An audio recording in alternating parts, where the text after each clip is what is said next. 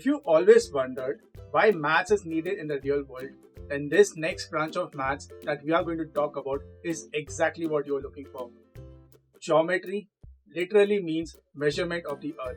Geometry is way beyond the triangles, circles, and quadrilaterals that we learn and has immense practical uses. Practically, everything that we can see is a shape and can be studied using principles of geometry.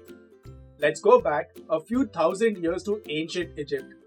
When we talk of Egypt, there are two things that come to our mind. First and foremost might be the pyramids, and second, the Nile, the longest river of the world. Since centuries, this river has been the lifeline of Egypt, as since ancient times, this was the only region where agriculture was possible. The problem was that every year these lands had to be remeasured as the Nile used to flood regularly and completely obliterate the boundary lines between these properties.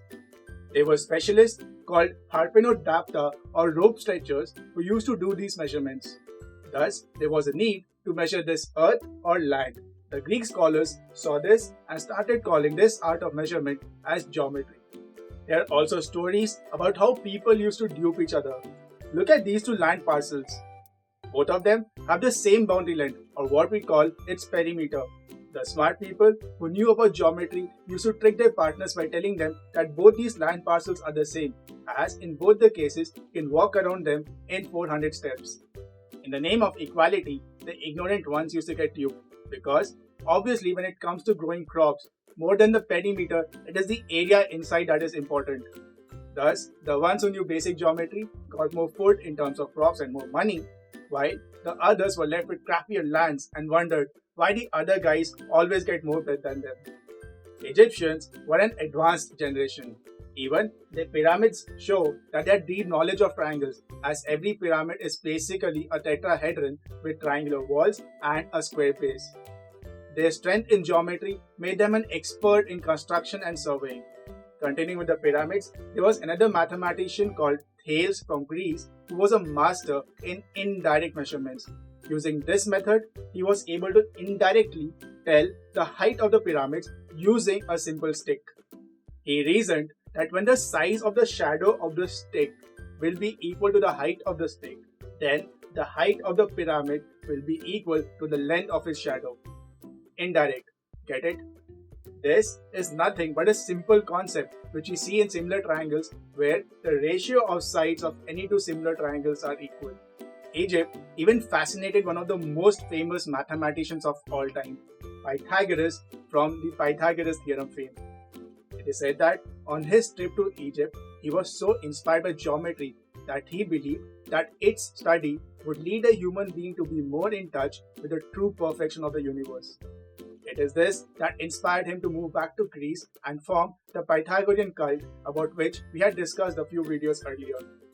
In fact, Egyptians with their knowledge of triangles already knew about the Pythagorean triplets, numbers such as 3, 4, 5 and 5, 12, 13, which satisfy the relation a squared plus b squared equal to c squared. But Pythagoras and his cult were able to prove that any right angle triangle would give rise to such unique triplets where the sum of the squares formed by the sides are equal to the square formed by the hypotenuse. A squared plus b squared equal to c squared. Although he and his cult played a huge role in the development of geometry and its principles, but notoriously they did not make any proper notes of it. And thus entered Euclid, another Greek mathematician about whom we know very little about. But it is through his book, actually 13 books called Elements, through which he was able to make an indescribable impact on human history. In his book, he brought together all the ancient knowledge of geometry, right from the time of Egyptians to the work of Pythagoras, and mostly added his own proofs and discoveries. This book is so famous that it is actually the second most published book of all time after the first, the Holy Bible.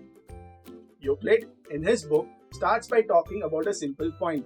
He uses this point to talk and define lines, line segments, surfaces, all along defining various axioms and postulates, and then uses these to prove various theorems as true. Even after 2000 years, most of the geometry that we deal with in schools is basically Euclidean geometry. Now, there is geometry that is non-Euclidean as well. What's that? Well, just keep it for some other time. There were also other mathematicians like the Eureka guy, Archimedes. He, through his observations, was able to find out that the area of a circle is proportional to the square of the radius. Even for finding pi, he drew polygons of multiple sides both inside and outside the circle and used them to approximate the value of pi to a thousandth decimal place. He also discovered that the volume of a sphere is actually one-third the volume of a cylinder that exactly contains it. The applications of geometry are crazy. It is applicable right from the patterns in a sunflower to how the stars are aligned in the universe. Artists used various geometric principles to create their famous paintings, and it is even used in all the virtual games that we play today.